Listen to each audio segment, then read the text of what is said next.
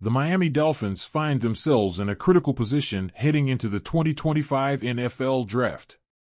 Sitting at the 13th overall pick, they're in a spot they haven't experienced since selecting Jalen Waddle in 2021. After a season where they stumbled to an 8-9 finish, it's clear the team needs to address some glaring weaknesses if they hope to capitalize on the potential they've shown in flashes over recent years. With this pick, there's a rare opportunity to inject new life into the roster, but how the Dolphins approach it will be a defining moment for the franchise. One of the biggest questions surrounding this pick is whether Chris Grier will stay put or trade it. Known for his willingness to wheel and deal during drafts, it's impossible to rule out a move up or down the board. However, staying at 13 gives the Dolphins access to a range of high-impact players who could help resolve long-standing issues. What will they prioritize? The offensive line has been a weak spot for years, and it feels like the conversation about protecting Tua Tagovailoa has been happening on repeat. Tua's health is a massive concern. Once again, the 2024 season highlighted the dangers of his vulnerability to injuries. Playing just 11 games after another concussion scare, his absence was felt every single time. The Dolphins cannot afford to gamble with their quarterback's future anymore. This has to be the year they invest in serious protection.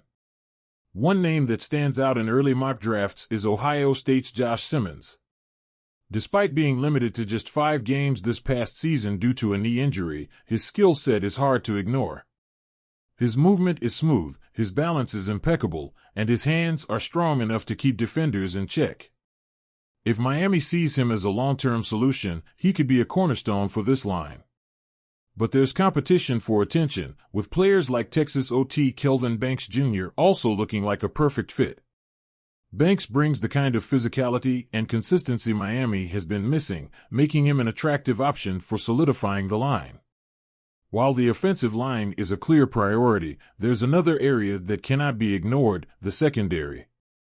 Losing Jevon Holland to free agency leaves a massive hole, and it's not something that can simply be patched up with depth players. The Dolphins need a difference maker. Enter Malaki Starks from Georgia, a player whose versatility and instincts make him one of the most intriguing prospects in this draft class. Starks has been used all over the field, showing the ability to adapt and excel in multiple roles. His football IQ and playmaking ability are exactly what Miami needs to anchor their secondary moving forward. A player like Starks isn't just a safety, he's a game-changer, someone who can elevate the entire defense. The defense, as a whole, struggled in key areas during 2024, and nowhere was that more evident than in the pass rush. With only 35 sacks on the season, the Dolphins failed to generate consistent pressure on opposing quarterbacks.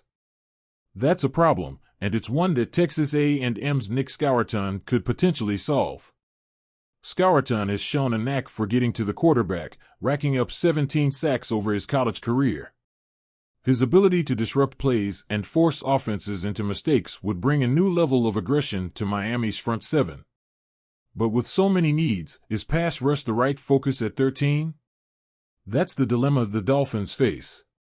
Do they focus on protecting their quarterback, filling a hole in the secondary, or bolstering their ability to pressure opposing quarterbacks? Each option has its merits, and each represents a chance to address one of the team's most glaring issues. Mike McDaniel's offense has shown flashes of brilliance, but the lack of physicality in the trenches has been a glaring weakness. Short yardage situations have become a nightmare, with the Dolphins often unable to get the push they need to keep drives alive. Adding a player like Tristan Campbell, a guard with a mean streak and flexibility, could help bring the toughness this offense has been lacking. McDaniel's scheme is built on precision and timing, but without a strong foundation up front, it can only go so far. Fixing the line could unlock the full potential of an offense loaded with playmakers. Looking at the broader picture, this draft isn't just about addressing needs, it's about setting a tone for the future. The Dolphins have an opportunity to take a step forward and establish themselves as legitimate contenders, but the margin for error is slim. They've shown they can compete with the league's best on their good days, but inconsistency and key weaknesses have held them back. This pick represents a chance to change that narrative. Who will they choose? Will they prioritize the offensive line and invest in someone who can protect Tua for years to come? Will they find a playmaker for the secondary to replace Holland? Or will they gamble on a pass rusher who can bring the kind of pressure this defense has been missing? The stakes are high, and the clock is ticking. The Dolphins have to get this right.